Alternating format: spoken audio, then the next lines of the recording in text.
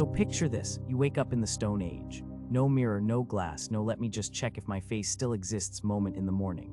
Just you, the cold air, and someone across the fire looking at you with this quiet, evaluating expression that said without words, yeah, I'd survive winter with that one. That was it. That was the entire beauty industry. Not a single filter. Not one video titled 3 Tips to Fix Your Face. Just one instinctive read of another person, and a simple life or death decision about whether being near them made the odds better.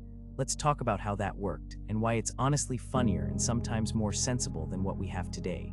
Point 1. How did they even know they were attractive? Here's the problem nobody thinks about. No mirrors means nobody, in all of human history up to a certain point. Ever experienced that moment of walking past a reflective surface and thinking, okay, I look unreasonably good right now? That moment simply did not exist. The earliest known mirrors were polished pieces of volcanic glass called obsidian, and they only show up around 6,000 years ago. Even those gave you a rough, darkened reflection that made you look like a suspect in a blurry security camera.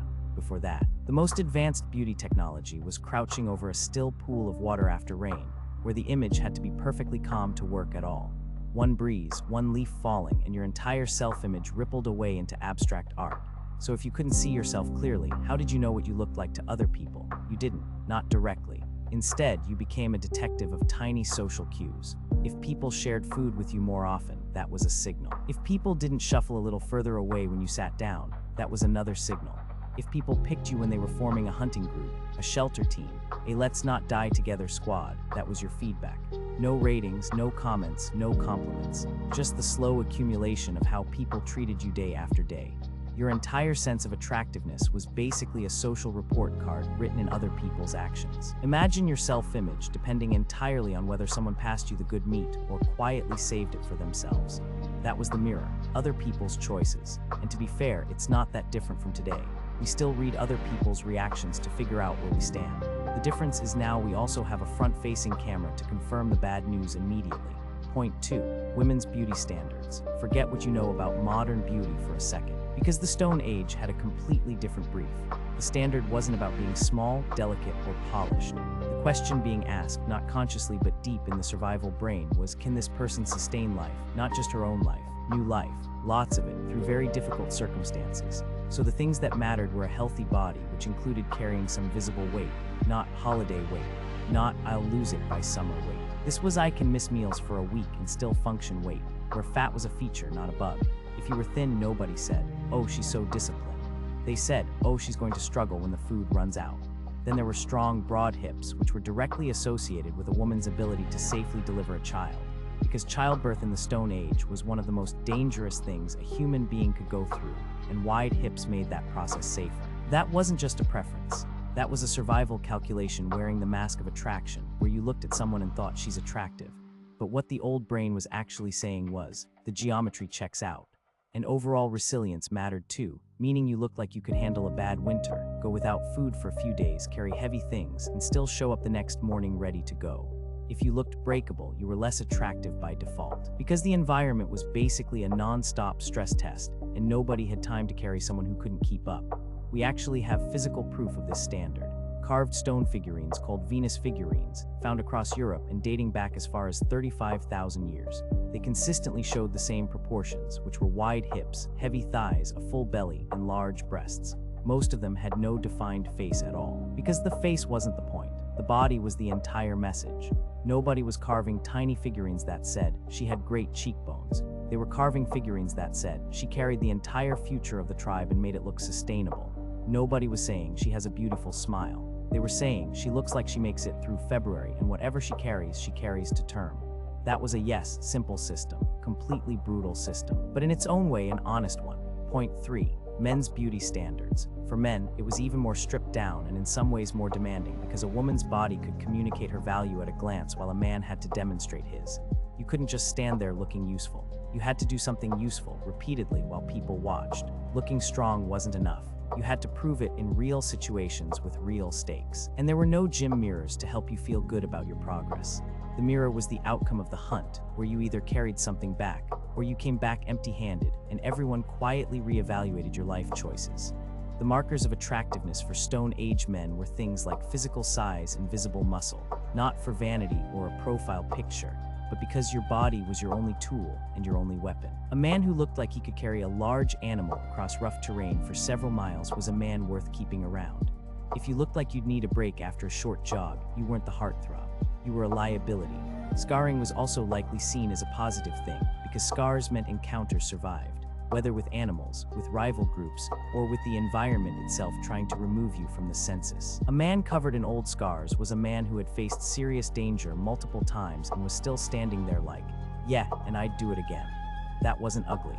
That was a resume written in skin. And then there was the actual performance, meaning the man who came back from the hunt with something, who could make useful tools, build shelter, and lead a group through a dangerous situation without panicking.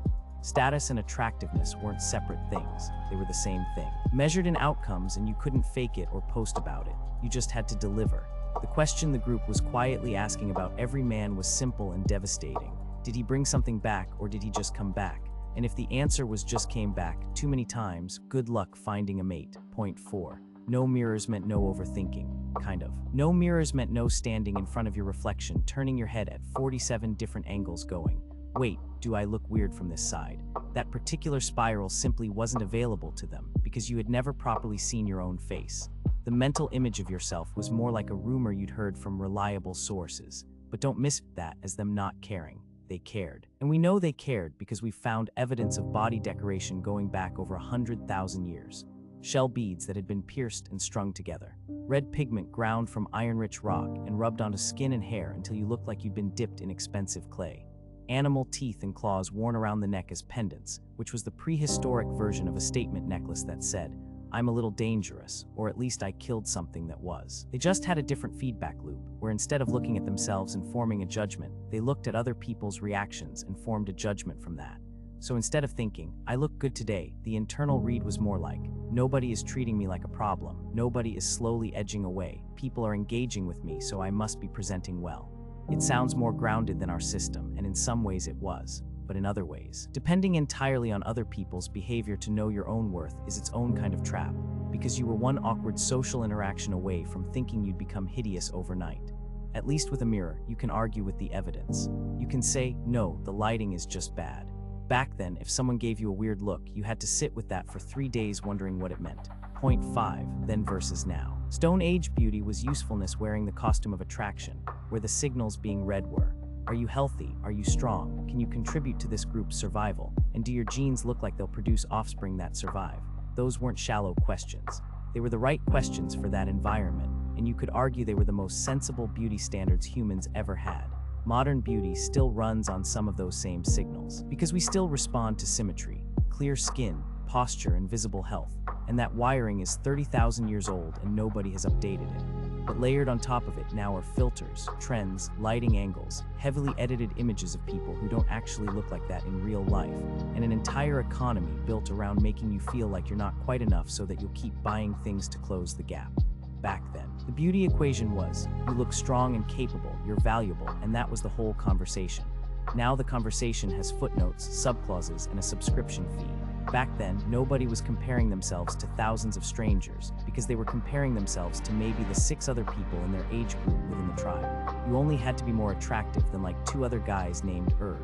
The competition was manageable. Now, you looked slightly tired in one photo from 2 years ago, and an algorithm will show you that photo right before it shows you someone who spent 4 hours preparing for a shoot with a team of professionals, under lighting that costs more than your rent, and then quietly asks, ready to feel inadequate?